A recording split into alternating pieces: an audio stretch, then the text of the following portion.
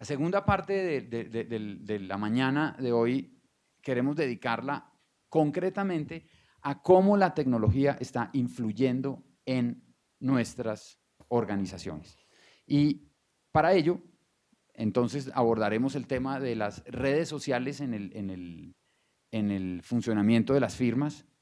No escapa a nadie la importancia del tema para efectos de nuestra promoción, de nuestro mercadeo, de nuestra atracción de talento. Ya nos explicarán nuestros panelistas lo que ellos ven. Yo creo que debe haber dos perspectivas entre el panel de profesionales que hemos escogido. Hay una perspectiva de la firma y hay una perspectiva de la sociedad, si me lo permite Carlos. Carlos Cortés es en mi extrema izquierda, periodista, abogado de la Universidad Javeriana, perdón, de la Universidad de los Andes, sí, se me salió, perdón. Y él abordará el tema de las redes sociales desde la perspectiva social. Y Juan Pablo Rodríguez es ingeniero industrial, también de la Universidad de los Andes. Fue gerente administrativo y financiero de Gómez Pinzón durante 10 años, de manera que conoce, hace 10, perdón. Durante 10 y hace 10, de manera que conoce perfectamente el negocio de todos los que estamos acá y abordará el tema de las redes sociales desde la perspectiva de la firma. Entonces le doy la bienvenida a Juan Pablo y buenas suerte. Muchísimas gracias. Esto creo que no funciona. Voy a coger su micrófono. Muchísimas gracias. Pues yo quisiera comenzar pues, y agradecerle a Álvaro pues, su presentación y también contarles que pues, el tema de la tecnología en la operación de firmas de abogados ha sido una obsesión. Ha sido un tema con el que permanentemente he estado monitoreando, con el que permanentemente he estado interactuando y buscando que los abogados y las firmas de abogados trabajen de la manera más eficiente. Las redes sociales es un tema nuevo para los abogados, es realmente pues, algo que nos tiene que empezar a cambiar la forma de ver cómo comunicar, cómo aproximarnos y es algo que pues, no esperábamos ver, parecido a lo que pasaba con el fax o la única cuenta de correo que había en una de las firmas de abogados al principio, pues hoy en día tenemos las redes sociales en todos lados. La tenemos en la mano, la tenemos en la mano todo el tiempo cuando una persona está interactuando, caminando, y de hecho hay gente que tiene el celular en la mano todo el tiempo, pues ahí están las redes sociales. La principal red social que tenemos y que hemos identificado en el sector legal, pues es LinkedIn. Y no hace mucho tiempo, en el 2013, esa red social aparecía en las publicaciones y en las investigaciones que siempre he monitoreado desde el lado de la tecnología. La Asociación de Tecnología Internacional, ILTA, lo mencionaba y la tenía clasificada a la par con las aplicaciones de tecnología tradicionales. Acá aparece mencionada como cuáles son las principales aplicaciones para los iPads y aparece Citrix, después LinkedIn, Dropbox, Adobe, Skype, Facebook, y no en sentido de comunicaciones, sino en sentido de tecnología. Entonces, ya más adelante empezamos a ver es que las redes sociales pasan del ámbito tecnológico, netamente tecnológico, a ser parte de la ecuación de mercadeo de las oficinas. Para comenzar, pues quisiera ponernos en contexto y ver y hacer una definición de 3 aspectos importantes acerca de las redes sociales. Lo primero es que son plataformas de tecnología y los abogados están, y todo el mundo, pero especialmente los abogados están usando la tecnología cada vez más.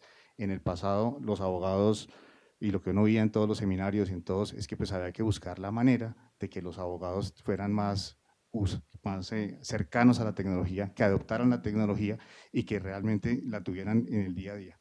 Hoy en día lo buscan es para conectarse entre sí y para participar en conversaciones. Este tema de las redes sociales, de que sea una conversación, es muy importante porque empieza a haber una comunicación de 2 vías.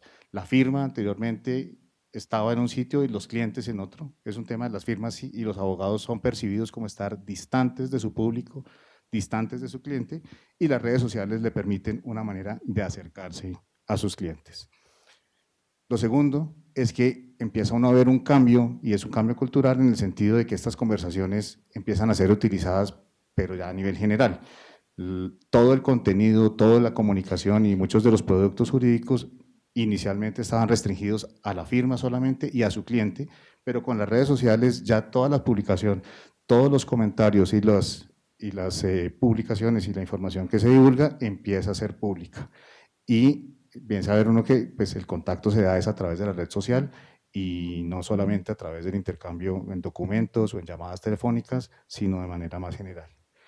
Y lo último es que quienes participan y quienes interactúan con esas redes sociales están interesados y de hecho demandan que haya un intercambio de dos vías. Esto es algo realmente nuevo y la principal preocupación, especialmente para la gente de recursos humanos, tenía que ver con las nuevas generaciones y cómo pues, hay una mayor tendencia a que compartan información pública.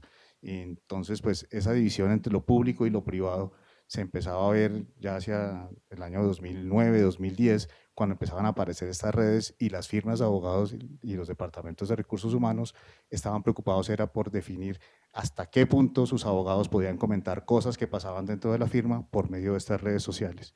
Si hacemos la comparación hoy en día, pues la gente está contando prácticamente todo lo que hace a través de sus redes sociales. Lo hacen a través de Facebook, lo hacen en Twitter, lo hacen en tiempo real y ahí es donde las firmas de abogados pues empiezan a cuestionarse pues qué es lo que tienen que hacer internamente para controlar eso. Entonces este intercambio de dos vías pues es algo nuevo que se da en las redes sociales porque pues lo que se busca es una comunicación orgánica. Dicho eso, pues es un tema nuevo para los abogados. La diferencia está en que es una tecnología nueva, que hay que tener una aproximación hacia el tema personal y cultural para que la firma decida qué tanto quiere comunicar de eso. Entonces, pues es un tema nuevo para las firmas de abogados, pero también es un tema que está creciendo y es nuevo para muchas personas. Todos los años están entrando personas nuevas a las redes de abogados y voy a hacer un recorrido rápido para mostrarles que pues, esto está creciendo a una velocidad muy rápida y que adicionalmente pues, está permeando todos los sectores de la sociedad. Este estudio de una consultora de comunicaciones de Estados Unidos pues, nos cuenta que hay 2.400 millones de usuarios hoy en día y en el año 2021 habrá 3.000 millones de personas que tendrán redes sociales. En la población, en el mundo, hay 7.600 millones de personas, eso estaría diciendo que una tercera parte de la población estaría conectada a algún tipo de red social. Hay diferentes tipos de redes sociales y no todas las redes sociales son para todas las empresas ni para todos los fines de comunicación. Las más comunes y conocidas son Twitter, LinkedIn, Facebook y cada una tiene un papel más importante, pero recientemente empezaron a ver que el video juega un papel importantísimo en la comunicación y en la difusión de contenido por parte de las firmas. Entonces YouTube también es considerada una red social de importancia creciente en el medio de abogados. Aquí voy a mirar, pues Facebook es la red que más usuarios tiene 2 millones de usuarios activos y tiene un crecimiento permanente, 2.000 millones de usuarios, son 2 billones de estos americanos, y esta es la evolución de 10 años. En 10 años, pues no para de crecer y cada día es más la utilización y la presencia de esta red de Facebook. Twitter, que es una red más instantánea y más limitada, también tiene un crecimiento que está desacelerándose, pero tiene una base muy grande de usuarios. Con 330 millones de usuarios, pues ya es una plataforma que cuenta con una capacidad de comunicación muy grande. Y por último, LinkedIn, que es una de las redes pues, más acogidas en el sector de abogados, cuyo fin es más profesional, pues ha tenido un crecimiento muy acelerado y sigue teniendo un crecimiento muy alto. Estas son las redes a las que habría que prestarle más atención y donde pues, nos centraremos en mirar algunos ejemplos más tarde. El otro punto tiene que ver no necesariamente con las redes, sino un poco lo que veíamos al principio sobre los dispositivos. El mundo se ha convertido en un mundo móvil, los computadores, las tablets y los teléfonos móviles tienen casi el mismo poder de computación hoy en día y todo el mundo interactúa con su teléfono. En un estudio reciente de Facebook, cuando hay 100 personas viendo televisión, 94% de estas personas tienen el teléfono en la mano. Ya compite claramente con el televisor. La gente es más el tiempo y la atención y el contenido que consumen a través de sus dispositivos que a través de la televisión misma. Entonces, pues estamos en un mundo digital necesariamente. La medición incluye pues, lo que se pueda ver a través del computador de escritorio, es tan solo el 22%. Todo lo demás es móvil. Algunas estadísticas: Facebook, el 94% de los usuarios consumen el contenido de Facebook de manera móvil, o sea, la aplicación del computador prácticamente no se usa. Twitter, el 82%, y LinkedIn, hay un 40% que sí utilizan el computador para consultar LinkedIn. Hay otras redes que no he mencionado, pero que no aplican en el caso de los abogados: Pinterest, Instagram, Snapchat, que no, pues no vienen no todas hacen referencia con el objeto de este foro, pero que sí tenemos que tener en cuenta que también son móviles. De hecho, hoy Snapchat solamente es móvil. Entonces, ya lo había mencionado Álvaro, pero pues el rol que juegan las redes sociales para la firma cumple 3 objetivos principalmente: la reputación. Quienes van a comprar servicios legales, quienes van a decidir por una firma o por otra firma, van a referirse y van a mirar en las redes sociales qué está pasando con la firma. La marca de la firma se está construyendo permanentemente a través de su presencia en el conjunto de redes, y un elemento muy importante es la selección de personal, atraer talento valioso para la firma, pero lo que es más importante para las firmas, retener ese talento. Entonces Facebook, por ejemplo, es una de las que es importante, porque es la que permite pues, estar en contacto con la gente, con los empleados actuales, con los empleados futuros y sobre todo con aquellas personas que ya no trabajan con la firma, que van a tener un contacto a través de las redes sociales.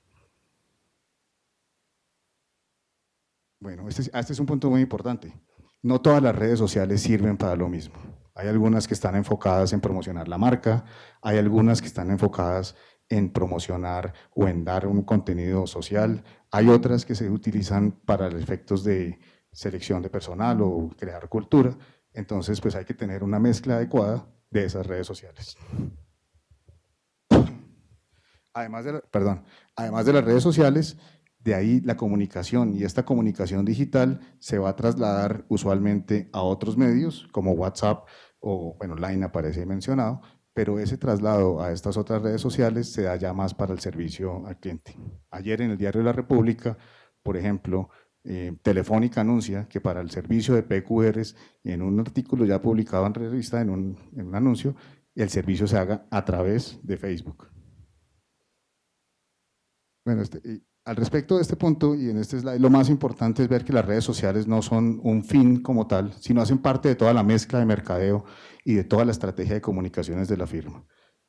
Además de las publicaciones impresas y lo que tradicionalmente haga una firma, los directorios en los rankings, pues que acá hay especialistas en este tema de ver cómo las firmas aparecen bien rankeadas, arriba o abajo, pues todo esto tiene que apuntar es hacia que haya más tráfico hacia la página web y de esa manera se incremente la reputación de la firma. Y también complementando lo que venía diciéndoles, yo he monitoreado y vengo monitoreando, Álvaro ya les hacía cuentas y yo no quiero hacer cuentas, pero en el mundo de las firmas de abogados y en la industria internacional, pues mirando las mejores prácticas y mirando los directorios, al inicio la referencia a redes sociales y tecnología venía del lado de las asociaciones tecnológicas. Hoy en día el ranking viene es más de consultoras especializadas en mercadeo, como esta Green Target, LexisNexis, que es un gigante de la industria legal a nivel internacional, pero la Asociación Legal de Mercadeo de Estados Unidos es uno de los referentes en donde ahora se concentra toda la información acerca de cómo están utilizando las firmas las redes sociales. Entonces, pues ahorita les voy a mostrar algunos resultados de esas investigaciones.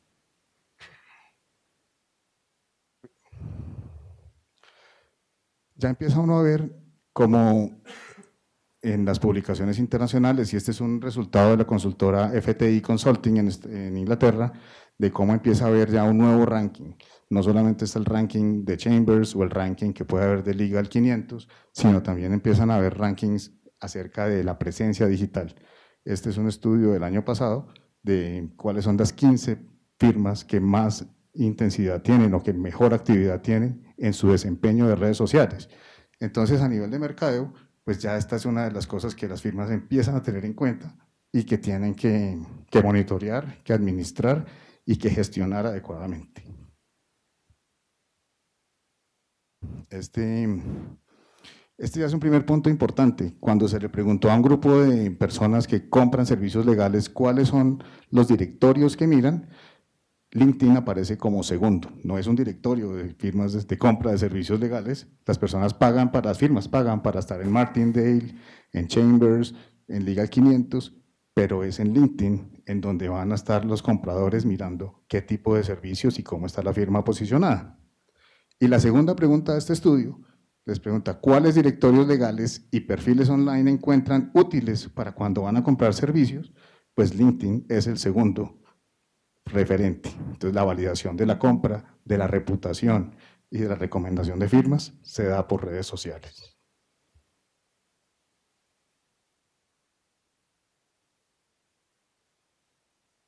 Ok, entonces ya esto es parte del estudio y este estudio se llama el índice de firmas sociales, son los resultados del 2017. La firma Good to be Social está asociada con la Asociación de Marketing Internacional, el Legal Marketing Association en Estados Unidos, la Asociación de Marketing Legal, y pues empiezan a ver, para este estudio el 97% de las firmas encuestadas tienen Twitter. Básicamente lo importante es la inmediatez del contenido. Ya hablábamos del marketing profesional y la utilidad de LinkedIn como marketing profesional. El 100% de las firmas tienen la herramienta de marketing profesional de LinkedIn. Y a nivel de Facebook, no es la herramienta que utilicen las firmas necesariamente para comunicación, para conseguir clientes y para obtener negocios, sino es Facebook la que le va a permitir ese acercamiento social. Entonces ahí es donde viene el lado cultural o el lado humano de las redes sociales, es que pues, va a permitir una comunicación acerca de la gente, de cómo es la cultura de la firma y de lo que va a ocurrir más para estar en contacto con sus empleados, y es una red más visual. Y con esto ya quisiera cerrar, en virtud del tiempo y para ir acortando. Este es un ejemplo de lo que hace una firma grande, una firma de las líderes en Estados Unidos. La página de Facebook es una página netamente social, es una página humana. Lo que vemos aquí son las personas que tienen. El encabezado principal dice firma excepcional, gente extraordinaria, y el contenido que aparece publicado hace referencia a su firma, a sus miembros. Hay un obituario, hay un socio que falleció hace unos pocos meses. El segundo es la entrega de es un tema comunitario, el desarrollo de una comunidad de interés social. Hay temas de pro bono, hay temas acerca de las actividades de la oficina de Londres, entonces le permite a las firmas muy grandes estar en contacto con sus propios empleados. Y lo último, que es lo más interesante, hay una publicación de una revista de moda acerca de cuál es el estilo y la forma en que se visten los abogados de la firma. Entonces, pues no todo es mercadeo, no todo es tecnología, también tiene que ver con el estilo de vida. Muy bien, muchas gracias. Gracias. Yo tengo una pregunta, Juan Pablo. Claro que sí. Esta charla tú la habrías podido dar a una firma, a un grupo de firmas de servicios en otras áreas que no fueran las legales. Sí. Porque la influencia de las redes sociales para cualquier sector es notable, es transversal a todos los sectores. Pero si pudieras identificar algo que es particular de las redes sociales en materia de las firmas de abogados, ¿qué rescatarías? ¿Qué crees tú que es lo más distinto para las firmas de abogados en relación con su manejo de redes sociales? Pues yo veo dos puntos importantes en comparación con otras industrias, y uno es el contenido. Ahí no todo lo que hace la firma de abogados lo puede comunicar, y ahí es donde empezó a ver que algunos casos la firma quisiera comunicar todo lo que hizo, pero pues hay secretos y hay algunos temas que son restringidos, entonces pues es necesario limitar, aunque es ideal contar casi todo lo que se hizo. Y lo segundo es que es difícil que los abogados empiecen a publicar y a utilizar estas redes sociales. No pasa solamente acá, sino pues con todas las firmas que yo hablo en el exterior. Los socios y los asociados más seniors tienen una gran resistencia, y hay firmas que tienen equipos internos entrenando a sus abogados para que publiquen, entrenando a sus abogados para que hagan seguimiento de las redes, para que consulten a través de las redes. Y de hecho, un consultor de una Big Four me decía hace poco que hoy en día el 65% de los negocios que recibe vienen a través de LinkedIn. Entonces, cuando uno ve que no solo lo dicen las investigaciones, sino que ya las personas están comprando y decidiendo su compra de servicios por estas redes sociales, pues es algo que hay que verlo. Y es nuevo, o sea, ¿qué es diferente? Que es nuevo para el mundo de los abogados. Hace unos años hubiéramos hablado de lo mismo y pues no solamente por ser otras industrias, pero con abogados sí hubiera sido más difícil.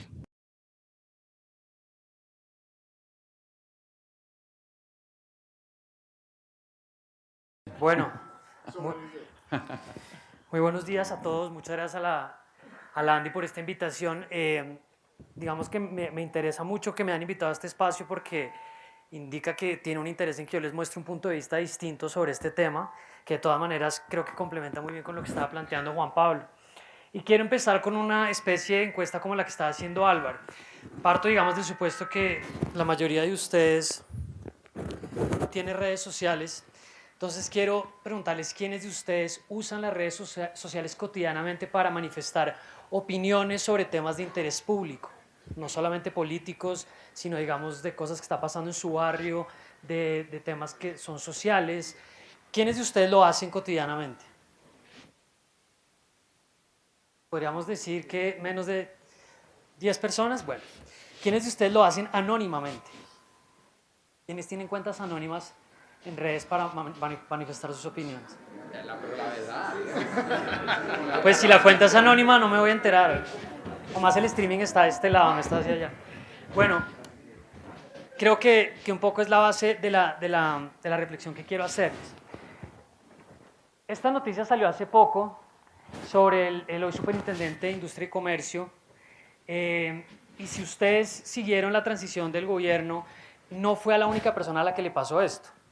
Tengo amigos que entraron al gobierno en cargos menos importantes como este, a los que les estaban pescando en redes sociales lo que habían dicho antes sobre el uribismo. Y digamos que sálganse digamos, de la facción política de la que estamos hablando. Esto hubiera podido pasar con otro gobierno. Si hubiera ganado las elecciones la izquierda, hubiera pasado exactamente lo mismo. ¿Qué estaba diciendo esta persona sobre el gobierno que entró? Entonces, Andrés Barret es un abogado que tiene una experiencia de derecho público, en derecho privado, tenía una amistad cercana con el presidente Duque, y así otros amigos míos habían pasado por firmas de abogados, habían ocupado cargos como los que ustedes tienen, tenían el interés de trabajar en el sector público o habían trabajado en el sector público y en el sector privado. Y se enfrentaron a la realidad de que les expusieron su pensamiento político o les expusieron una opinión que dieron tiempo antes en Twitter generalmente, que es la red social, además como lo indicaba Juan Pablo, que tiene un uso más específico, pero también en Facebook. Y aquí la gente, digamos, tiene mucho tiempo libre para buscar estas cosas. ¿Cuál es el problema y la reflexión que les quiero hacer más desde la perspectiva de los abogados que componen las firmas y no tanto de las firmas en sí? Que a mí me parece que es un problema de interés público, me parece que es un problema para la democracia y que yo creo que se está acentuando. Y es que estamos exigiendo que los sujetos políticos estén despolitizados. Y yo creo que el sector privado tiene una responsabilidad en esto, los directivos tienen una responsabilidad en esto y, por supuesto, la gente que elabora el debate público en redes sociales. Y es que la mejor manera de comportarse en redes sociales, la mejor manera de tener una interacción, digamos, segura, y de pronto la recomendación que haría un departamento de comunicaciones es no te metas a opinar de política. Si ustedes ven mi Twitter, yo claramente no voy a tener un cargo en el Estado. Y probablemente tampoco en una firma de abogados donde hace mucho tiempo pasé. Hay problemas de que la gente exprese convicciones como conflictos de interés. Es decir, si yo tengo, digamos, una convicción sobre temas de medio ambiente, tengo un conflicto de interés para poder resolver un problema de medio ambiente. Si tengo una convicción frente al uso de energías limpias, tengo un conflicto de interés para poder opinar sobre la licitación de buses. Cuando yo trabajaba en Twitter, trabajé 2 años en el área de políticas públicas de Twitter para América Latina. A mí me solían cobrar como conflictos de interés el haber expresado críticas sobre un partido político, qué tipo de garantías le podía dar yo al partido para hacer mi trabajo. Pues fuera de que yo no tenía ningún poder para hacerlo, para interceder en los contenidos de la plataforma, era expresado como un conflicto de interés que yo tenía. Y el último punto es creer que las opiniones son sesgos, que si una persona tiene una opinión, quiere decir que tiene un punto de vista sesgado, quiere decir que no tiene manera de evaluar un asunto, quiere decir que no tiene manera de tomar una decisión. Por supuesto, esto tiene mucho más o puede resultar más problemático en el caso de jueces, pues todos sabemos los problemas que existen alrededor de ese tipo de impedimentos cuando se manifiesta públicamente el criterio o la opinión que uno tiene frente a cierto tema, pero a mí me sorprende que eso se haya extendido a tal forma que personas que trabajan en empresas privadas, en oficinas de abogados, tengan también el problema de que si llegan a expresar su opinión pueda ser usada en su contra como un sesgo. Esto, les repito, no es un problema que estemos viendo simplemente por la sociedad, por los medios, por el problema de las redes. Nosotros estamos en un momento en que, digamos, la polarización se volvió un cliché, se volvió una palabra de uso común, pero que se expresa más fácilmente en este tipo de cosas, y es, las redes sociales nos llevan, nos incentivan de cierta forma a manifestar nuestras opiniones en términos binarios. La gente se siente angustiada y se siente afanada por expresar convicciones frente a todo tipo de temas, y le angustia también no tener opinión frente a los temas. Le angustia que si no tiene una opinión, tiene que hacerse una opinión sobre algo. Y en esa misma medida, cuando se enfrenta a la opinión de otra persona, lo que hace es buscar una manera de silenciarlo. Y a mí me preocupa que personas como Barreto, que yo no conozco, que tuve la oportunidad de hablar con él en algún escenario periodístico, se enfrenten al problema de que no puedan asumir un cargo de interés público porque manifestaron una opinión política. Y en eso defiendo mucho la actuación del presidente, que, digamos, no le puso ni 5 de atención a ese problema, como no lo hizo con otros casos menores en que estaban tratando de cobrarle a las personas esa misma manifestación de lo que pensaban. Entonces, quiero decir que a mí me parece que esto es algo que va más allá del marketing sin desconocer la importancia del marketing, porque es evidente que una firma de abogados tiene una necesidad de posicionarse, es evidente que tiene una necesidad de tener y de gestionar una reputación, eso me parece absolutamente claro, pero también es evidente que los abogados son personas que en contextos como el colombiano, que están altamente judicializados, que son altamente litigiosos, tienen conocimientos y tienen visiones, tienen opiniones calificadas sobre muchísimos temas. Y que en la medida en que nosotros vayamos sacándolos del debate y silenciándolos y obligándolos a que se comporten de una manera corporativa en su vida pública y su vida privada, más allá de que estamos hablando de una línea gris que se mueve, pues estamos sacando voces y sacando intervenciones que son importantes. Entonces, hoy en día que estamos enfrentados, se habla también de la desinformación. Y un poco la manera como yo veo este problema es que estamos reemplazando un tipo de desinformación por otro.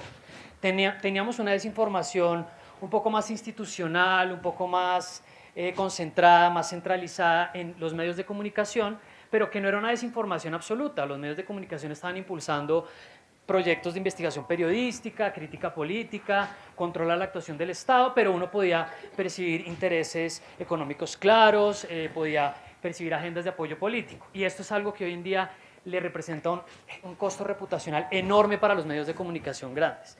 Y esto ha generado una alienación de la gente que simplemente ya no le cree a los medios de comunicación.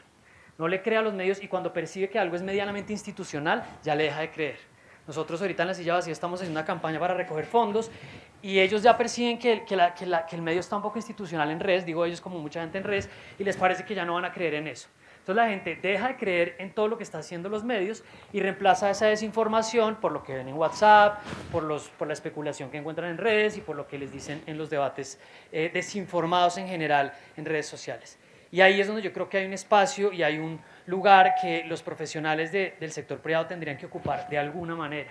Tendrían que poder alimentar el criterio, tendrían que poder ofrecer puntos de vista, porque no es fácil encontrarlos.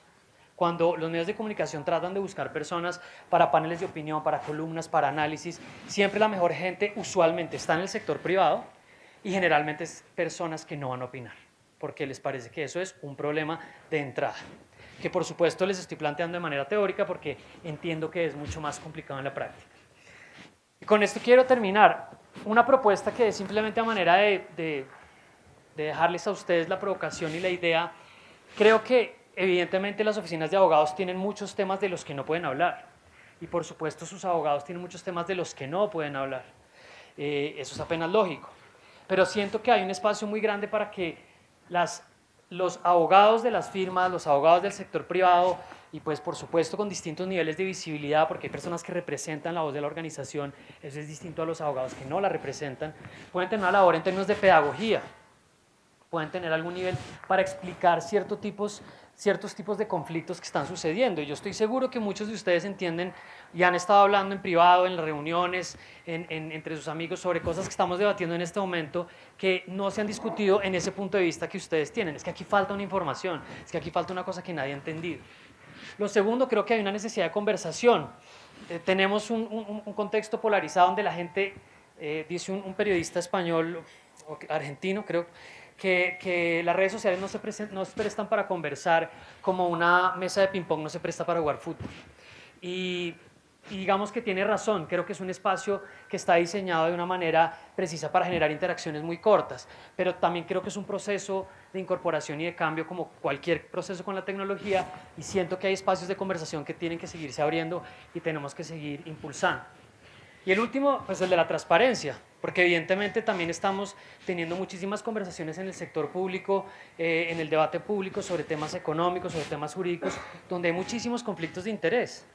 Donde hay muchísimos conflictos de interés que no están puestos sobre la mesa, donde tenemos personas que están hablando en medios que tienen contratos con esas mismas empresas a las que están defendiendo o que tienen algún tipo de incentivo para hablar bien y que sencillamente no están dispuestos a declarar que tienen un conflicto de interés simplemente para no hablar del tema o para hablar del tema poniendo de presente que lo tienen. Para mí el problema para los abogados, y ya aquí finalizo, es que estos espacios de la opinión pública que nosotros estamos viendo altamente judicializados, litigiosos, legalizados, como les decía, sí los están cooptando otros abogados. Y no voy a poner acá ningún nombre propio, pero ustedes saben muy bien y pueden sacar un ejemplo y una lista de abogados que sí saben para qué sirve eso y que de una manera bastante, digamos, inescrupulosa aprovechan el debate público para sus propios beneficios. Entonces tenemos siempre una ronda de 5 abogados que tienen una escuela que es como el litigio de última hora para estar constantemente impulsando una agenda donde uno sabe que ellos no conocen el problema y que tienen un interés muy determinado en eso. Entonces también mi invitación es que si ese espacio no lo llenan otros abogados, si ese espacio no lo llenan otras visiones, alguien va a llenarlo y con toda seguridad van a ser para ofrecer más desinformación, más manipulación y digamos más problemas para nuestro debate público. Muchas gracias. Muchas gracias, Carlos. Yo tengo tal vez una reflexión anticipada a lo que podría ser una conclusión de esta parte de la conferencia, y es, veo una tensión entre la necesidad de llenar los vacíos de información, porque pues teme uno que alguien los llene por uno, entonces uno tiene como la tendencia. La otra pata de la tensión es la necesidad de decir la verdad, y pues alrededor de las noticias falsas y de todo lo que se dice en las redes sociales que tensiona la verdad con la necesidad de uno de corregir una mentira o algo, y el consejo de que el que habla mucho yerra mucho, que mucho habla mucho yerra. ¿Cómo armonizar esa tensión y tratar de no exponer como firme como abogados el pellejo en el manejo de las redes sociales frente a temas que pueden involucrar a una firma, que pueden involucrar a un sector, el tema de la infraestructura, el tema de corrupción, donde hay una cantidad de información que es falsa en materia de corrupción? Puede haber información falsa o exagerada o inexacta. Y entonces aparece un gremio y el gremio menciona una salida y inmediatamente entonces viene la polarización y es frustrante. ¿Cómo resolvemos esa tensión? Pues mira, hay una parte que cuando a veces tengo conversaciones con community managers o con empresas o entidades que quieren hablar de estos temas, dicen, pero ¿cómo hacemos para ser chistosos? ¿Cómo hacemos para ser divertidos? Y hay una cosa que, digamos que el buen gusto o la línea de una discusión, pues no hay manera de enseñarla. Creo que se aprende por práctica y se aprende también por cierto nivel de riesgo, que yo entiendo que para una oficina de abogados, yo creo que ahora de ustedes lo que les he hablado dice como, no, esto pues muy chévere y todo, pero en la práctica no vamos a hacer nada de eso. Pero también creo que hay caminos para tratar de orientar a los abogados. En particular, se ha desarrollado y hay un buen trabajo en temas de manuales de gobernanza de redes sociales que internamente las grandes marcas, empresas como Adidas, que después de cometer muchos errores han empezado a desarrollar para tratar de dar ciertas líneas para que sus empleados tengan cierto nivel de expresión, que puedan por lo menos hablar de ciertos temas e incluso invitando a algunos. Hay ciertas cosas que usted conoce de las que usted puede hablar con cierto nivel de cuidado y ahí uno establece ciertas cosas. Pero hay una parte del problema que creo que es un poco de experimentación. y yo siento que bien manejado esto puede tener además beneficios reputacionales y de mercadeo para una empresa. Entonces creo que hay que lograr insular la reputación central de una firma del riesgo que puede generar y tratar de generar algún nivel de experimentación en ese tipo de interacción. Sería como la manera general en que yo trataría de verlo. Muy bien, muchas gracias. Tengo espacio para 1 minuto si alguien quiere hacer una pregunta a alguno de los 2 panelistas anteriores, antes de pedir que pase el siguiente panel.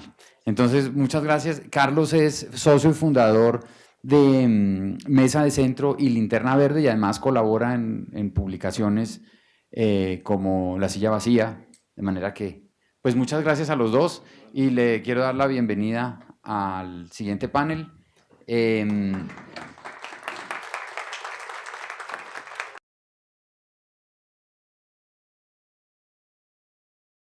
Buenos días y muchas gracias por la invitación.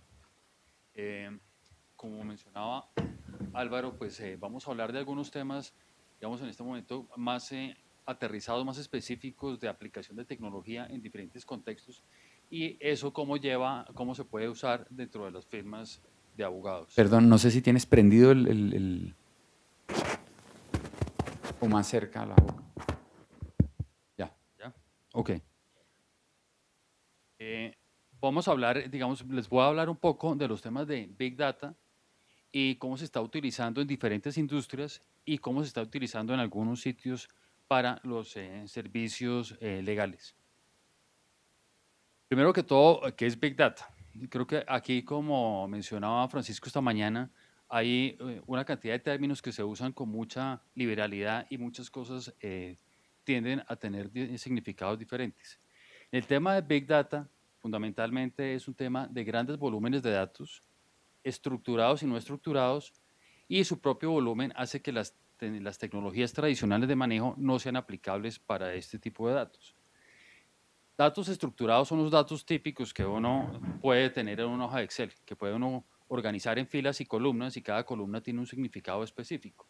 Y esos son los sistemas que vienen de las contabilidades, del manejo de inventarios, sistemas de compras, de los sistemas de relación con los clientes de facturación y estos datos que son estructurados se combinan con información no estructurada.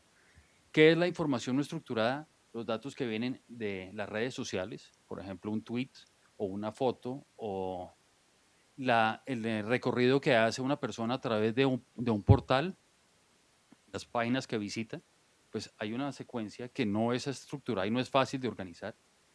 Tenemos los videos, que como mencionaba hace un momento Juan Pablo, pues cada vez tienen información más relevante. Y tenemos otro tema importante que son los audios, las conversaciones, que cada vez más se van digitalizando y hacen parte de la información que se puede analizar para tomar decisiones. Entonces tenemos aquí un tema primero de volumen, formado por los datos estructurados y no estructurados. Tenemos otra característica que es la velocidad, y es la velocidad con la que llegan esos datos, pero la velocidad también con la que debo analizarlos para poder sacar valor de ellos, porque estos datos en muchos casos pierden vigencia muy rápidamente. Entonces necesito recibirlos rápidamente, pero también poderlos procesar y obtener algún resultado rápidamente. Y la variedad, como veíamos acá, pues tenemos una cantidad de fuentes de información diferentes. Millones de registros de los mismos datos no constituyen necesariamente Big Data. Yo tengo diferentes clases de datos y eso hace que en conjunto se me conforme yo una estructura de Big Data. Hay un tema adicional que quería mencionarles, es el Internet of Things, que es el Internet conectado a las cosas que está generando información, altos volúmenes de información que están llegando permanentemente y sobre los cuales se pueden tomar decisiones. Esto apunta también al tema de la velocidad. Estas eran las 3 características originales que definían el Big Data. Se han agregado 2 características nuevas. Es la veracidad, un tema muy importante que se ve tanto en la información, principalmente que fluye en las redes sociales, donde hemos hablado de los fake news, y si esto sí se estigmatiza y a partir de eso se toman decisiones, pues pueden llegar a conclusiones muy equivocadas, pero también en los datos tradicionales. Una de las problemáticas, digamos, clásicas en todas las organizaciones es la calidad de los datos. Tenemos múltiples sistemas de información, pero al final siempre es difícil saber si los datos que estoy viendo son los datos reales o no. Entonces, la veracidad de esta información es un factor crítico para saber que los análisis que yo haga después sobre esta información tienen algún valor, que es la última característica. Ahora, a partir de Big Data, ¿por qué es importante? Pues Big Data en sí mismo no tiene mucho valor. Lo que es importante es lo que yo pueda hacer a partir de esa información. Y es que me posibilita nuevos tipos de análisis para identificar patrones y tendencias. Poco haciendo referencia a lo que mencionaba Francisco esta mañana. Es a partir de estos volúmenes de datos importantes, yo puedo generar herramientas computacionales que ayuden a identificar patrones. Y aquí es donde las capacidades de cómputo son muy importantes porque el análisis de todos estos datos es muy difícil hacerlo de una manera manual. ¿Qué tipo de cosas que se han visto como resultado de la aplicación de Big Data y esta analítica avanzada? Tenemos los temas de traducción. Si ustedes han usado Google Translate, se han dado cuenta cómo ha ido mejorando en el tiempo. Hace un par de años una traducción de Google Translate parecía que hubiera tomado cada palabra en el diccionario y lo hubiera convertido y lo hubiera dejado así. Ya las traducciones que se hacen con Google Translate tienen mucha más lógica, son mucho más correctas y es a partir de estos procesos de Machine Learning, de cómo van aprendiendo esos algoritmos a partir de ir tomando datos y mirándolas, digamos, por ejemplo, en el caso de la traducción, cómo los usuarios corrigen la traducción y eso lo van incorporando en sus procesos de aprendizaje. El comportamiento de consumo, pues digamos en esto, pues Amazon es como el rey de mirar cuáles son los patrones de consumo de sus clientes, en qué épocas compran, qué tipo de productos compran, y eso lo aprovecha para darle a uno las recomendaciones de compra. Percepción de productos y servicios, pues sabemos que la gente tiene una experiencia de un servicio o de un producto y hace sus comentarios en las redes sociales. Esta información es muy clave para que entonces los proveedores de esos productos y servicios puedan entender cómo está percibiendo la gente ese servicio. Prevención de fraude es un tema muy relevante, particularmente en el sector financiero, y ese es un tema donde aplica tanto el volumen como la velocidad de los datos. Si yo realmente quiero prevenir el fraude, pues no solamente tengo que analizar grandes volúmenes de datos para ver si ese comportamiento es atípico, sino también tengo que hacerlo en el momento adecuado. Si no, pues ya será detección de un fraude, pero no la prevención del fraude. Análisis de deserción de clientes. Muchas compañías, particularmente digamos que tienen unas bases masivas de clientes, por ejemplo las telcos, analizan esto para saber si es posible que un cliente vaya a desertar. Empieza a cambiar el plan, empieza a tener una cantidad de quejas del servicio. Estos son patrones que les permiten indicar que hay una posibilidad de deserción. Y así vemos otros ejemplos de anticipación de fallas y algunos que han llegado, digamos, a conclusiones no previstas. Por ejemplo, el impacto cruzado de medicamentos. En los temas de salud y los laboratorios farmacéuticos empiezan a analizar cuál ha sido la evolución de los pacientes, pero los pacientes tienen muchísimas variables sobre su edad, su condición física, las enfermedades que tiene, los medicamentos que toma, y a partir del análisis de estos grandes volúmenes de datos han podido llegar a entender cómo un medicamento puede servir en combinación con otros para resolver una enfermedad para la cual no estaba previsto. Casos de éxito de uso de Big Data, como les mencionaba, Amazon logra el 35% de sus ventas asociadas con las recomendaciones de compra que genera. No es lo que uno cree que va a comprar, sino lo que él le promueve a uno que compre. Y eso genera el 35% de las ventas. Otro tema importante para poderle entregar a uno así de rápidamente es ya tiene unos patrones de consumo identificados y sabe, particularmente en Estados Unidos, donde la gente hasta hace mercado por Amazon, qué es lo que va a comprar, cuándo lo va a comprar, de manera que va anticipando esa compra y va llevando al centro de distribución esos productos para poder cumplir con su oferta de servicio de entrega. Y el manejo de los precios le permite aumentar las utilidades aproximadamente en 25%.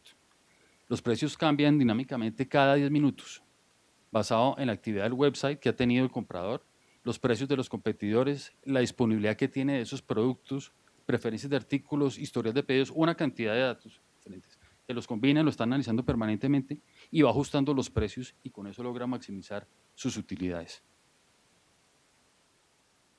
Otro tema interesante, un poco relacionado con lo que Carlos mencionaba hace un rato, es el tema de las campañas políticas y es cómo el acceso a la información detallada de las actividades de los usuarios, de los electores, porque las películas las ve en Netflix, porque los libros los lee en Kindle, saben exactamente lo que la gente está haciendo y eso le permite enfocar su campaña y su publicidad a las personas que están más dispuestas a estar de acuerdo con ese candidato.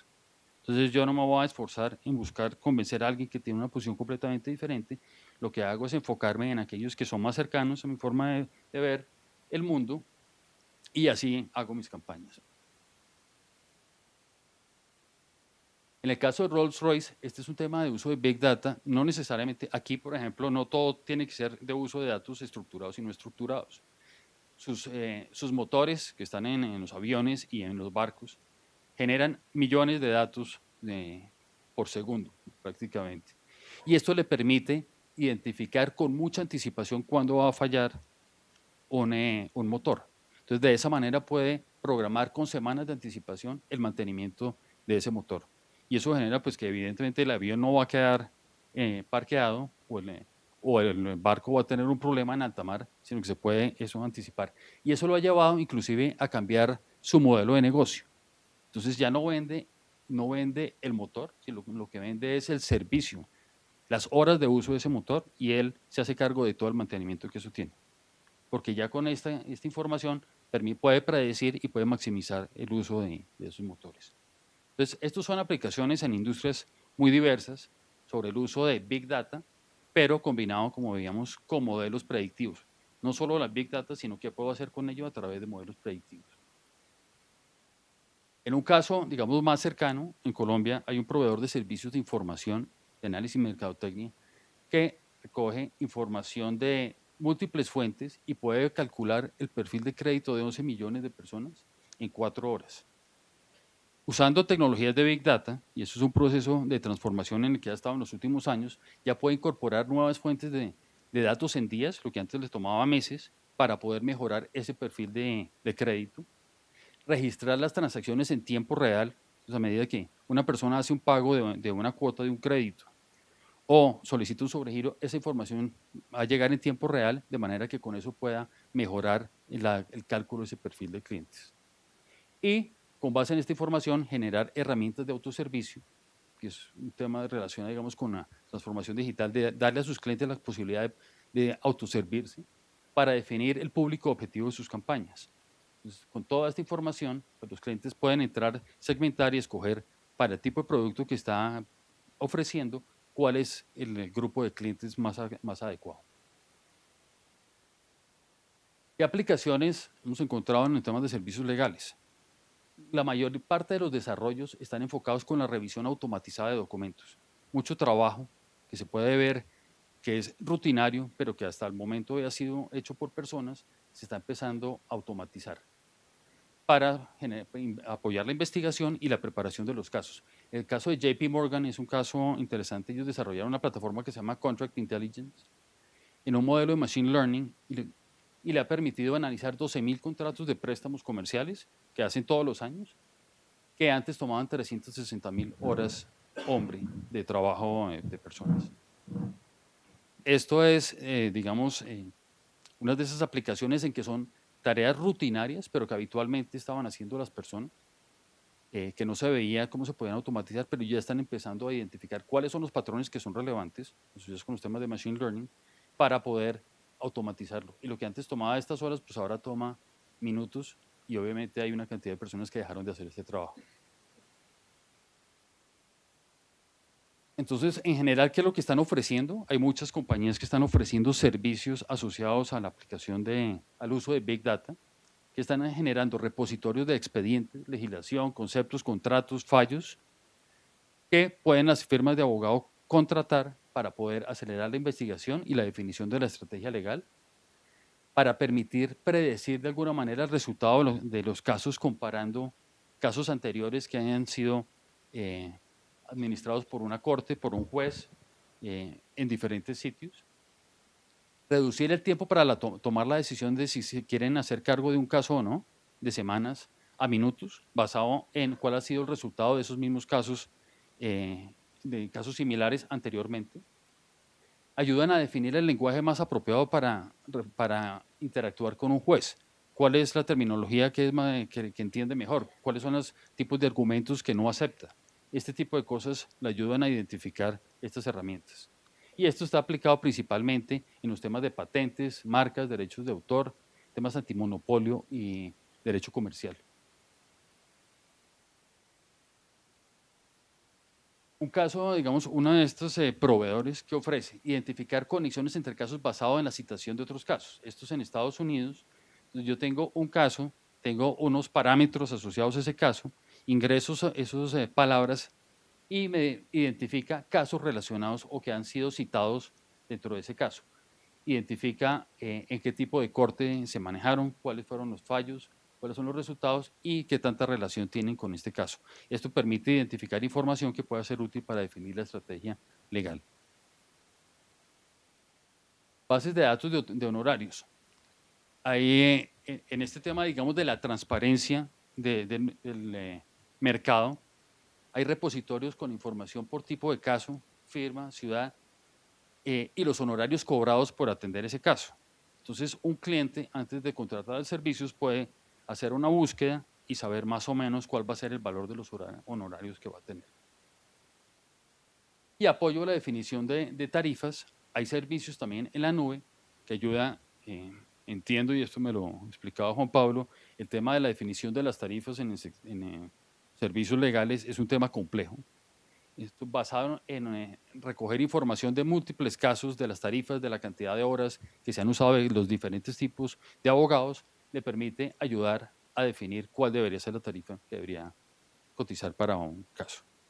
Entonces, esto es un poco lo que quería contarles en términos de qué es Big Data, para qué sirve, cómo se está usando en otras industrias y algunos ejemplos de aplicaciones en el sector legal.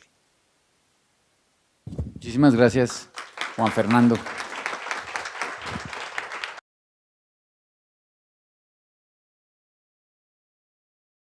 Le doy la bienvenida a Jordi. Jordi tiene además de ser abogado, porque no mencioné que Juan Fernando es ingeniero de sistemas, pero Jordi es abogado y ha desarrollado su ejercicio profesional, además de como abogado, como consultor en temas de tecnología para especialmente firmas y despachos de abogados. De manera que con esa duda quiero invitarte a que nos digas si hay una luz de esperanza en relación con la gestión que tenemos los seres humanos trabajando en las firmas de abogados y tomando decisiones. Es que finalmente ahí es donde está el punto de quiebre. Bienvenido. Yo creo que hasta ahora nos llevábamos bien, tú y yo, ¿no, Álvaro? Sí. Estábamos de yo amigos. Éramos amigos hasta ahora. Hay mucha luz. En realidad ha salido en numerosas ocasiones. No seremos sustituidos por las máquinas. No hay que temer el apocalipsis tecnológico. Y en realidad la combinación máquina-hombre va a ser la perfecta para trabajar mucho mejor y, lo que es más importante, ser más felices cuando trabajamos, porque habrán tareas muy rutinarias que sí que nos van a ayudar, las máquinas nos van a ayudar a desalojar de esa parte de nuestra vida que pesa, que es tediosa y que en definitiva podemos estar aplicando nuestros cerebros, especialmente los abogados, a la innovación jurídica, a cultivar los casos, la estrategia, el enfoque y por tanto dar mayor valor al cliente. Sí. Creo que un poco vamos a verlo. En primer lugar, muchísimas gracias por la invitación a la Cámara de Servicios Legales de la ANDI, a las personas que están pilotando la Cámara y especialmente muchísimas gracias por su invitación, la de todos ustedes, a su casa, aquí, tanto en el país, tanto en la ciudad, como en la Cámara de Servicios Legales. Es la tercera vez que estoy en Colombia, la segunda colaborando con la Cámara de Servicios Legales, y he tenido oportunidad de hablar con algunos de ustedes anteriormente, de conocerlos un poco más y de confesarles que cada vez que cojo el avión lo hago con una sonrisa porque encuentro a personas con las que tengo muy buena relación y muy buena empatía. Por tanto, muchísimas gracias por esta invitación, muchísimas gracias por su interés y por su paciencia durante toda esta jornada, que está siendo algo extensa, pero espero que fructífera para cada uno de ustedes en sus distintas profesiones, en sus distintos puestos y en sus distintos, en definitiva, tareas. Vamos a hablar de algo, o a compartir, intentaré compartir con ustedes un concepto que estos últimos años, especialmente estos últimos 5 años, está sonando con fuerza, y que es la transformación digital. un conjunto, un sintagma, que es transformación y digital, y que en realidad se ha convertido en lo que llamamos los catalanes un cul de saco, un saco enorme donde cabe todo. Y en cierta manera es verdad. Hay que concebir la transformación digital desde muchos puntos de vista y ninguno es verdadero y ninguno es falso. Cada uno de ustedes en sus despachos tienen necesidades muy precisas respecto a la transformación digital. De hecho, hay distintas velocidades, distintas necesidades y, en definitiva, distintas maneras de enfocar la transformación digital con las herramientas y técnicas oportunas. Por tanto, en definitiva, esa visión holística, esa visión integrada, que intentaré darles unas pinceladas, es la que cada uno de ustedes se encuentra en sus despachos actuales y, como punto de partida, o en medio de esa carrera hacia la transformación, o ya quizás algunos de ustedes acabando esa transformación de sus despachos desde el punto de vista digital. Es cierto, y han mencionado en distintas ocasiones esta mañana, que tenemos o que estamos viviendo un nuevo tiempo. Una nueva era la describen algunos, la cuarta revolución industrial, otros. En definitiva, son nuevos tiempos y todos intuimos, en definitiva, todos sabemos, y por eso estamos aquí de alguna manera, que las cosas están cambiando. No sabemos muy bien por qué. Existe la complejidad tecnológica, la ontología humana, hacia dónde vamos, qué significa, es decir, la filosofía del conocimiento, pero en realidad cada uno de los que estamos aquí sentimos, porque vemos, porque utilizamos tecnología, el móvil, por ejemplo, que la misma potencia de nuestro móvil, el que tienen ustedes ahora mismo entre las manos o en los bolsillos, es la que llevó al hombre a la Luna. O dicho de otra manera, tiene más potencia hoy en día el microprocesador en nuestro móvil que el que llevó al Apolo 11 a la Luna. Por tanto, en definitiva, las redes sociales, esta concepción de la tecnología avanzada, el ruido sobre inteligencia artificial, el machine learning, lo que está pasando en los despachos, en definitiva, lo que vamos viendo que está ocurriendo, nos dan una concepción quizás sesgada, parcial, con marcos de referencia algo movidos, con ejes quizás distorsionados, de los cambios. No los cambios precisos, pero sí que algo está cambiando. Y ese interés es el que nos mueve, de alguna manera, a estar aquí y a interesarnos por algo que se llama transformación digital. Esa transformación digital, con independencia de dónde estén ustedes en sus firmas, se apoya en unos cambios que están ocurriendo. Y esos cambios tienen 4 vectores, 4 ejes principales. El primer eje es la movilidad. Ya ha salido alguna cosa a lo largo de esta mañana. El segundo eje es la comunicación social, redes sociales, pero es un concepto mucho más amplio, lo social. El tercer elemento, el tercer vector, tiene que ver con los datos, es decir, la digitalización, la traducción, el paso de los átomos a bits, en palabras de Nicolás de Negroponte. Y el cuarto es cómo eso está influyendo en la adecuación de los nuevos negocios para solucionar nuevos problemas de los clientes. Es decir, rediseño de negocios o rediseño, si quieren ustedes, de servicios que ofrecemos en las firmas e innovación de otros distintos, para adecuar todo lo que está ocurriendo, que son nuevos problemas, a esas soluciones, que son nuevas también. Muchas de ellas incluso ni todavía están inventadas. Pero lo que sí que es cierto es que notamos que nuestros clientes, las generaciones que están viniendo a nuestras firmas y lo que está ocurriendo en las empresas hace que nosotros, las firmas, estemos cambiando. Si no, apostaríamos por el inmovilismo. Si no, no nos moveríamos. ¿Qué incentivo tendría una firma para cambiar más allá de la curiosidad por el cambio, la pura curiosidad intelectual o la pura curiosidad de hacer cosas? O porque nuestros clientes, ahora y en un futuro, nos van a exigir que cambiemos. Y eso se llama nuevos retos, nuevas soluciones. Esto hace poco, y quizás todavía se ve algo. Así es como asimilábamos la información de forma física, en papel, no hace mucho. Esto es lo que ocurre hoy. Esa captación de información la hacemos a través de dispositivos electrónicos que han traducido los átomos físicos en bits. Y lo hacemos de forma móvil, la movilidad. Estamos en el primer eje, la movilidad. Y lo hacemos desde cualquier punto del mundo. Incluso aquí mismo estamos consultando nuestros correos electrónicos, nuestros WhatsApps, clientes, etc. Y eso es posible porque tenemos un dispositivo que no depende de un sitio físico, de un lugar, sino que depende de unas coordenadas nuestras, de donde estemos. Y eso es movilidad, eso antes no ocurría. Las familias se comunican de forma distinta. Esa movilidad permite transmitir una información que llega a unos hábitos familiares, incluso hasta el punto de que muchas de las conversaciones, o parte o gran parte de las conversaciones que ocurren en nuestra vida cotidiana, en comidas familiares, cenas familiares, de alguna manera se basan, derivan, nos apoyamos en el contenido de vídeos que hemos recibido, mensajes, artículos, incluso presentamos allí, exhibimos orgullosos en las comidas familiares, mira lo que me han enviado, mira lo que dice tal. Fíjense que las tertulias, gran parte, y cuando estén en la próxima, quizás piensen en ello, gran parte de lo que están hablando proviene de una referencia que hoy en día es casi incólume, casi es doctrinal, que es lo que me han enviado, el YouTube, el vídeo, el artículo, lo que está ocurriendo en nuestros dispositivos, en definitiva, en los bits, en lo que es digital. El aprendizaje, que es una forma sofisticada de la información, el aprendizaje es el resultado de procesar la información en nuestros cerebros. Fíjense cómo se toman apuntes hoy en día, esta es la forma moderna de tomar apuntes.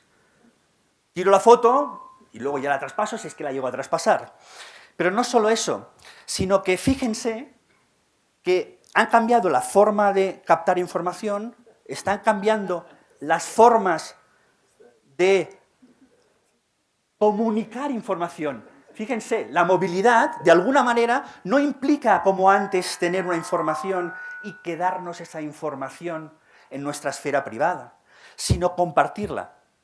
Queremos compartir esa información. Fíjese, a Hillary Clinton, hace unos años, cada uno de nosotros hubiera hecho una foto a Hillary Clinton y la hubiéramos guardado en nuestras cámaras analógicas o digitales. Pero ahora la gente lo que quiere es un selfie con Hillary. Yo me hago una foto a mí mismo para que salga con Hillary. ¿Pero para qué?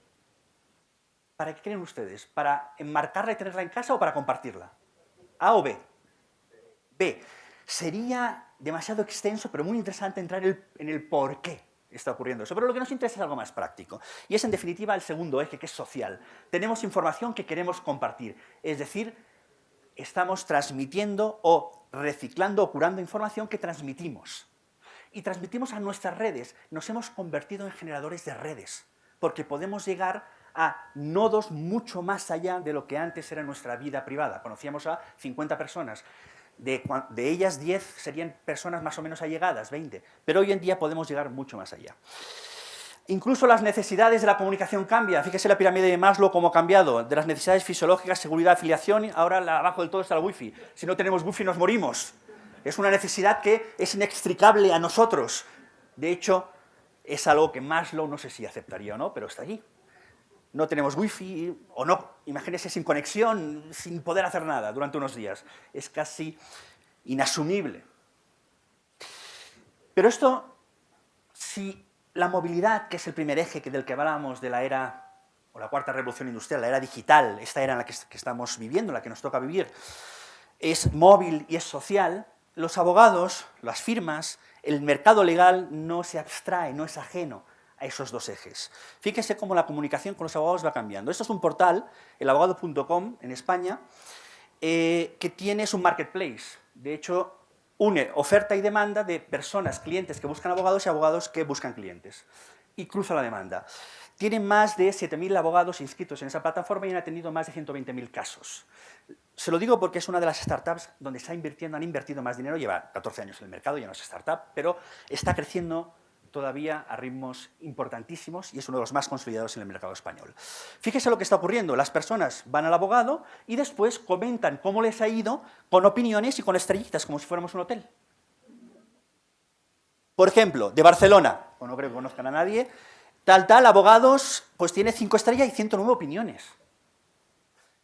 Ángel Iglesias, 19 opiniones, Esteban, 0 opiniones, Carlos Santandreu, 5 opiniones.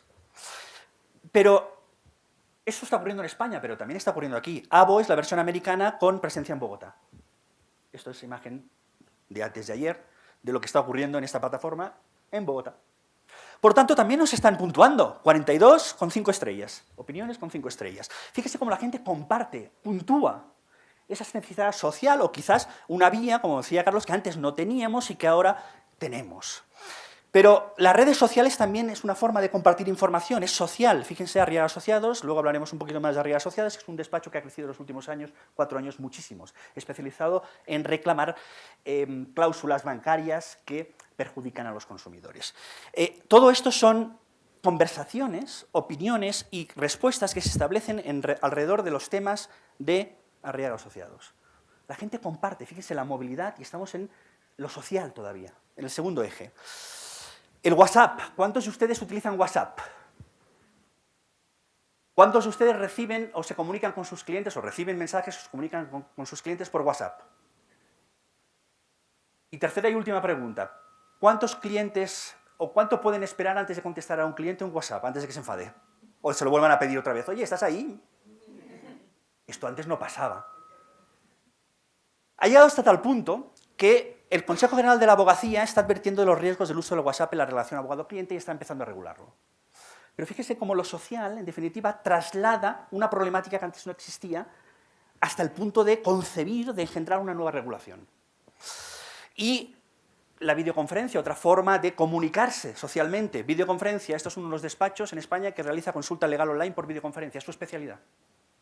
Pero no solo eso, sino que nosotros nos comunicamos con nuestros clientes a través de Skype, o con nuestros proveedores, o entre colegas, si no puedo desplazarme de Medellín a Bogotá, y utilizo el Skype, o utilizo cualquier herramienta de videoconferencia. Eso es la movilidad y lo social, esa parte de comunicación social que representa a esos dos ejes.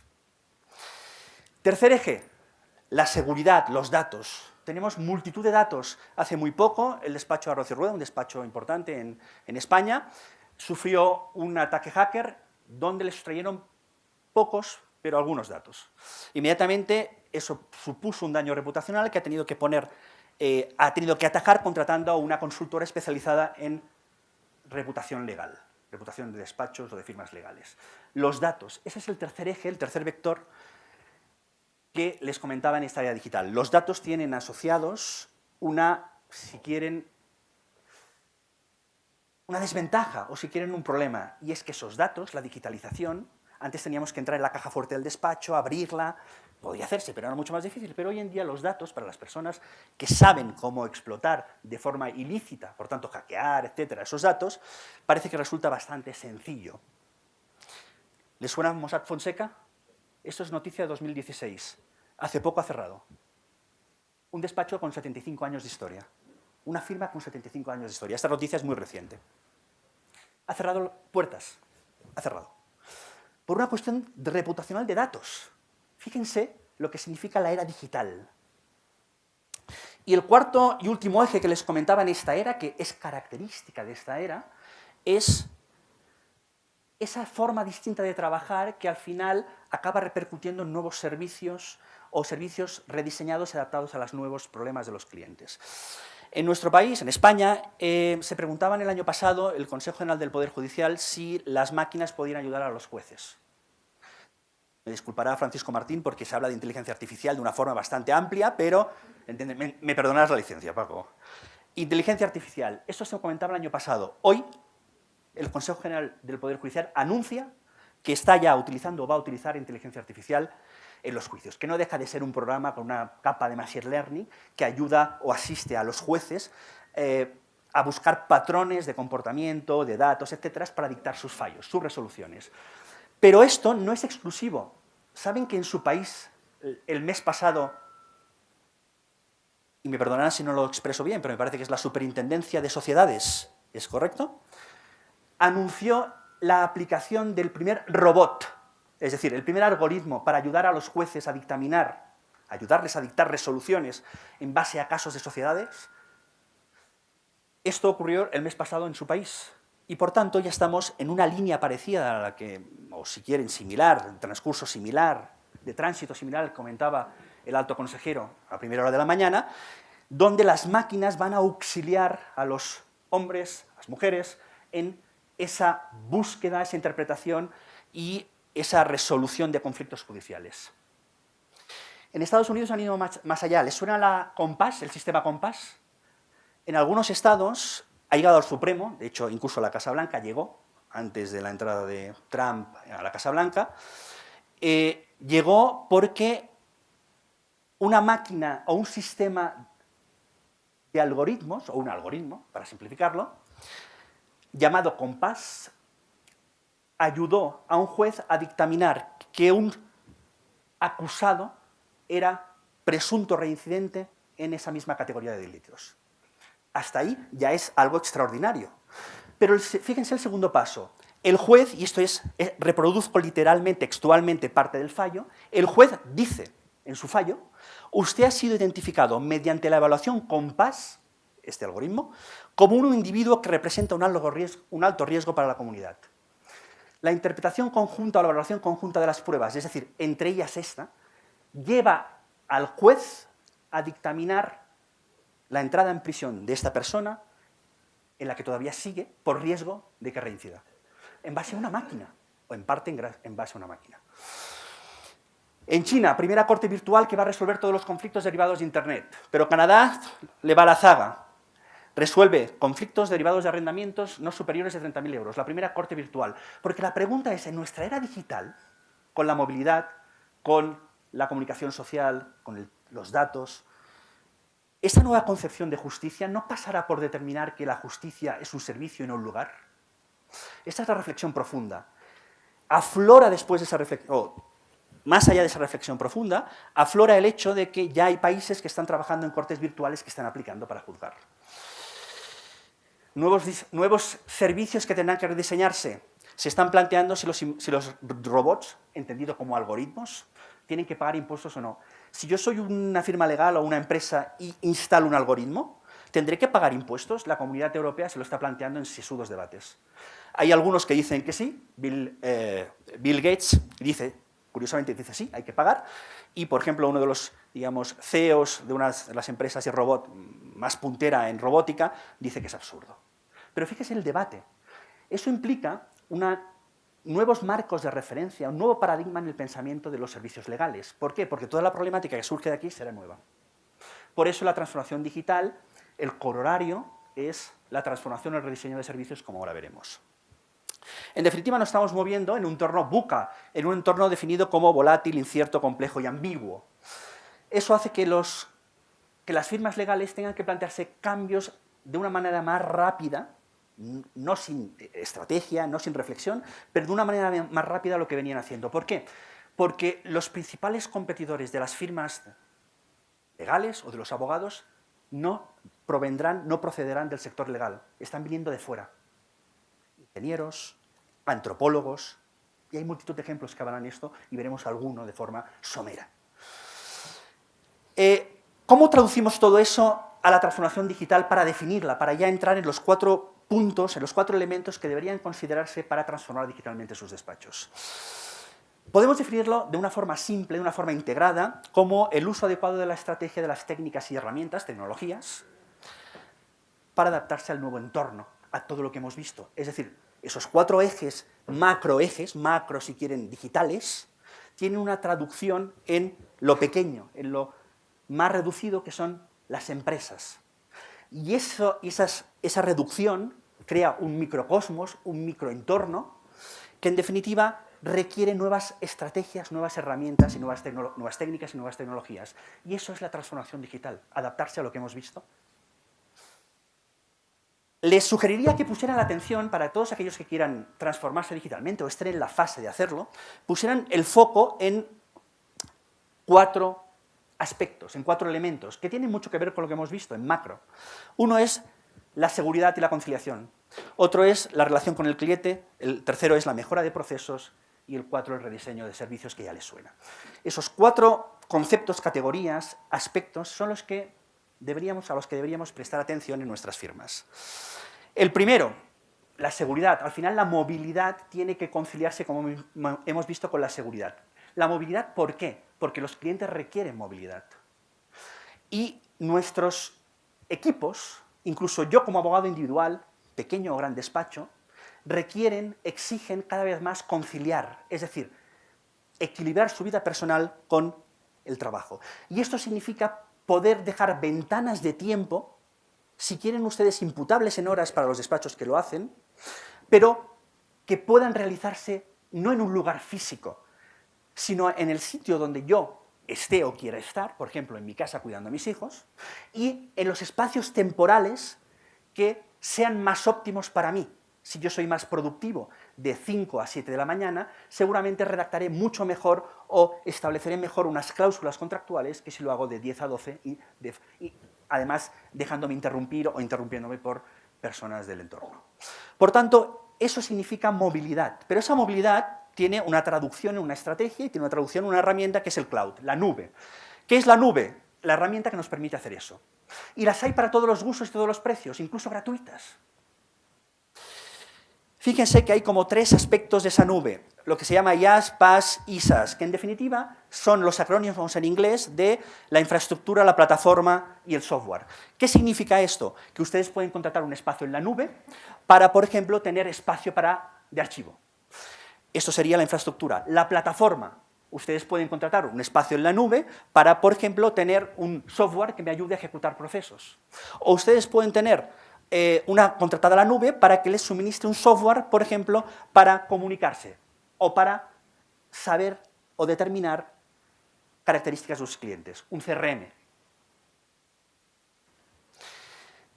A gran escala, los proveedores más conocidos y a los que de alguna manera están siendo más visibles y los que ofrecen mayores garantías son, por ejemplo, Amazon y Microsoft Azure. Están suministrando nube, espacio de nube, es decir, alquiler de nube. Yo como arrendatario, firma legal, puedo arrendar partes de su nube. Pero esto en pequeño, ¿cómo se traduce? Para las firmas, para los abogados, firmas más pequeñas, para los abogados individuales, pues con algo que ya conocemos, por ejemplo, la suite de Google, Dropbox o iCloud. Esa es la representación para la herramienta para los pequeños despachos o abogados individuales. Les aconsejo que utilicen alguna de ellas si son ustedes ejercen de forma individual o son un pequeño despacho, ya sea el suite de Google, va muy bien. ¿Y por qué va muy bien? Porque ofrece correo o espacios de correo que yo puedo utilizar a voluntad. Ofrece la posibilidad de trabajar de forma colaborativa en documentos, ofrece la posibilidad de controlar mi contabilidad, ofrece numerosos servicios. Pueden mirar cualquiera de ellos, pero la nube es importante por 2 razones, porque ofrece esa movilidad a la vez que ofrece garantía y es más barato. Garantía de seguridad. ¿Quién creen que tienen las mayores medidas de seguridad? ¿Nuestros servidores en el despacho físicos o Amazon o Microsoft? ¿Quién está sometido a mayores exigencias de seguridad y quién tiene una mayor seguridad? ¿Dónde están más seguros sus datos? Los especialistas, los que saben de seguridad, los que están aplicando grandes inversiones para la seguridad son las empresas de cloud, no nosotros.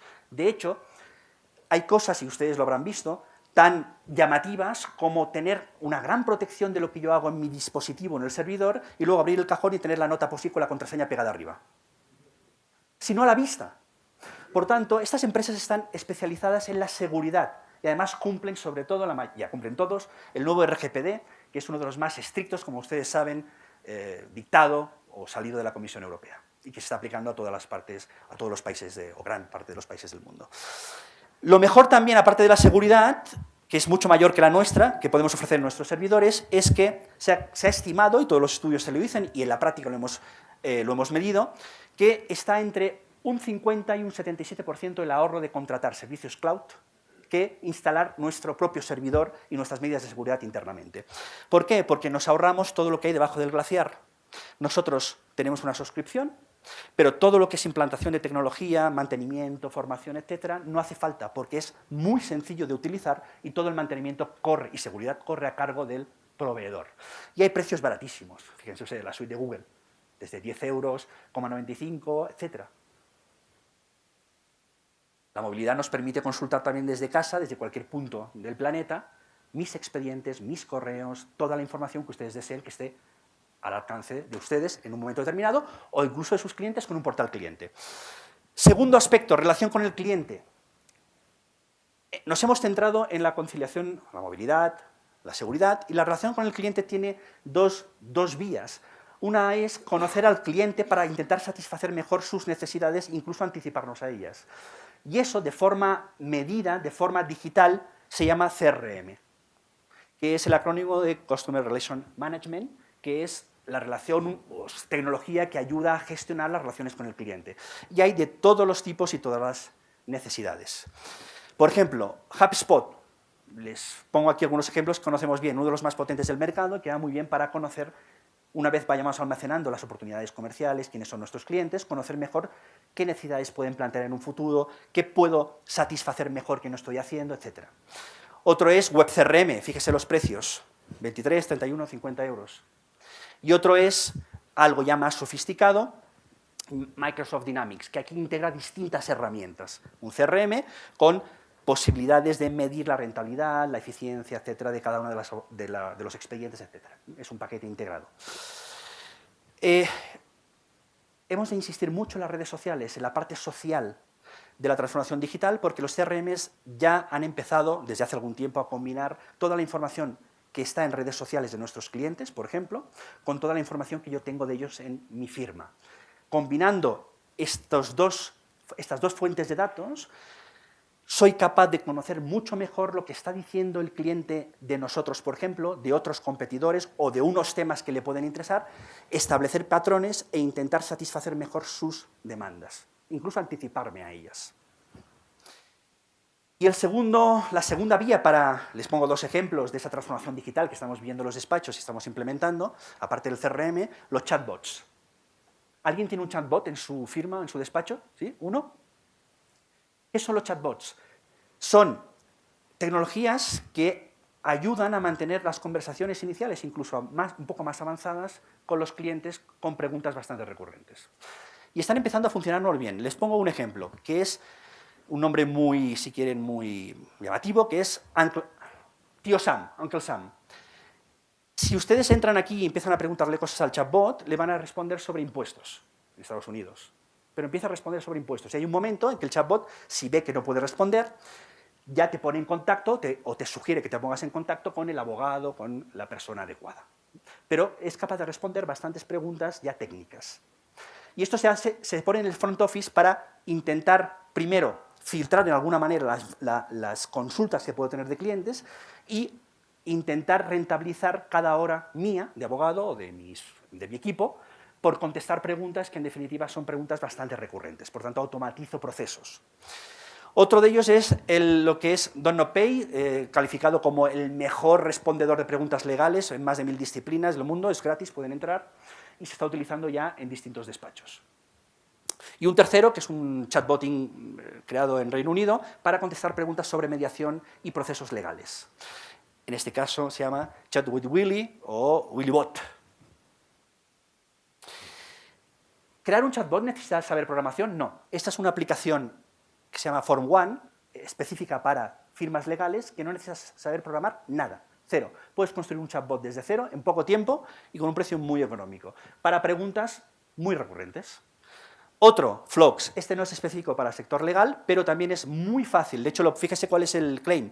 Crea un chatbot no teniendo ni sabiendo nada de programación. Si les interesa este mundo de los chatbots, las conexiones con el derecho, con la implantación en los despachos, en la normativa, etcétera, pueden entrar en Planeta Chatbot, que es un buen sitio para empezar a profundizar en todo el mundo de los chatbots. Tercero, mejora de procesos. Hemos visto hasta ahora conciliación de seguridad, relación con el cliente, mejora de procesos y acabaremos con rediseño de servicios. Los procesos. Una herramienta como KIM es capaz de, por ejemplo, en un proceso de contratación, simplificar, establecer cuáles son los cuellos de botellas para ganar eficiencia en el despacho. Es una herramienta que de alguna manera te ayuda a distinguir, a determinar dónde están tus cuellos de botella y qué es lo que puedes realizar con mayor eficiencia, es decir, más rápido con menos recursos. ¿Por qué? Porque se traduce quizás en una ventaja de precio respecto a la competencia.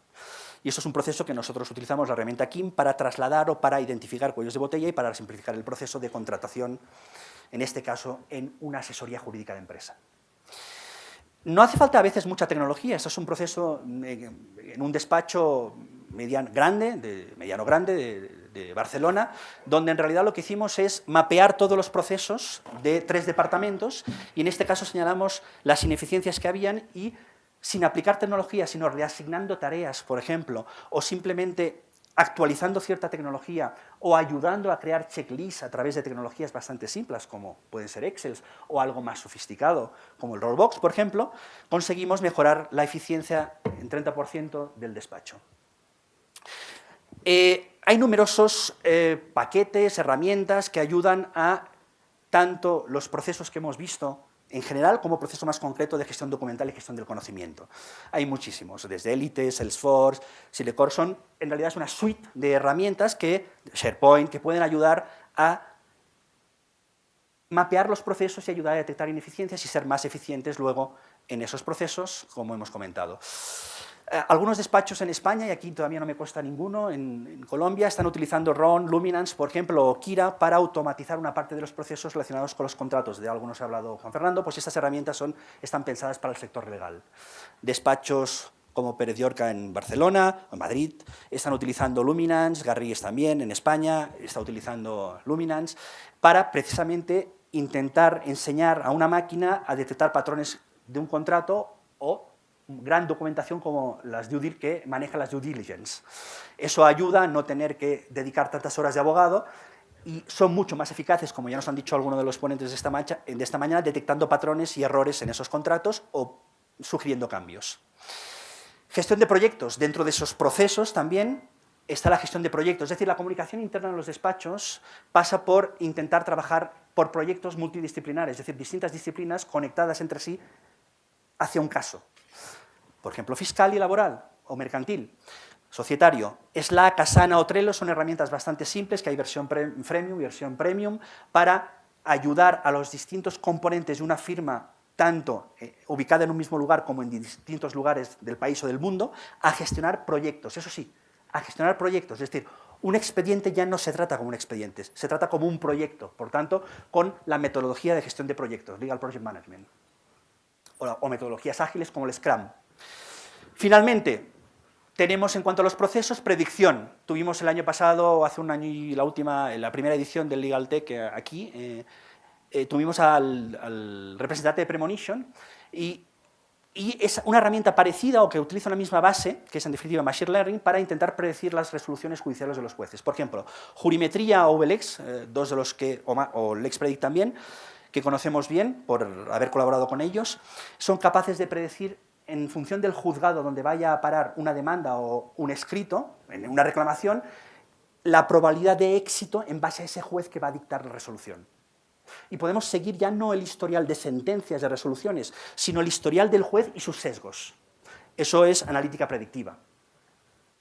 Y por último, rediseño de servicios. Fíjense que hemos enfocado en la seguridad y la herramienta es el cloud, nos hemos enfocado en la relación con el cliente con dos herramientas, que son los chatbots y los CRMs, la mejora de procesos en sus distintas modalidades, gestión documental, etc.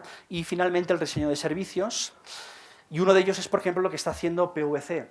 Es una prueba piloto en Suiza que van a extender a otros países del mundo con la siguiente premisa. Se dieron cuenta de que muchos de sus clientes estaban dispuestos a comprar su conocimiento, pero no necesariamente a tratar con un abogado.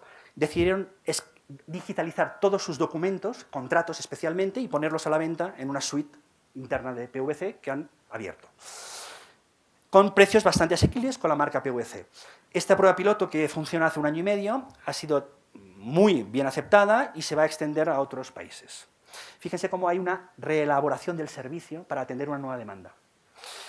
Lisa, se ha hablado de los contratos de confidencialidad, Francisco nos ha hablado de ellos, y no voy a insistir mucho más, simplemente decirles que esta es una aplicación gratuita, Robot Lawyer Lisa, a través de una tecnología que se llama Neotology, que es capaz de redactar de forma gratuita contratos de confidencialidad. Pueden probarlo, es gratuito. Por ejemplo, en el caso de Accenture, toda la predicción de datos, Minority Report, la película, ¿les suena? Minority Report, la predicción cognitiva delictiva. Bien, pues esto ya es una realidad. En realidad, de hecho, hay 4 países en el mundo que ya están aplicando el reconocimiento óptico para detectar patrones de comportamiento para luego intentar calcular o evaluar el riesgo de delinquir. Todo esto conlleva una serie de problemáticas legales, etcétera, que las firmas están intentando adaptar, y una de las que las ha hecho es a nivel de consultoría Accenture. Pero claro, la división legal de Accenture ya está trabajando en esto. Todo lo que es compliance. Esto es una herramienta de Ethics, un despacho español especializado en herramientas de este tipo, y que puede ver, como ven, es un mapa de colores, de calor, donde pueden verse que esta empresa está incumpliendo en numerosos casos la legislación de determinados países. Y eso es de forma automática, ya no hace falta que vayamos examinando contratos, sino que la herramienta lo hace.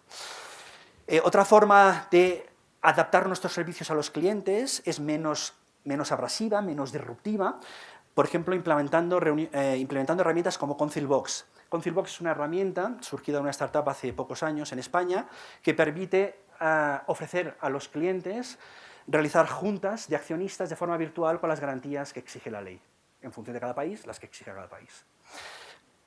Es una herramienta que aumenta o que satisface mejor las expectativas de los clientes porque no hace falta que se desplacen en muchos casos y además ya te ayuda en un 30% a redactar de forma automatizada el acta de la junta.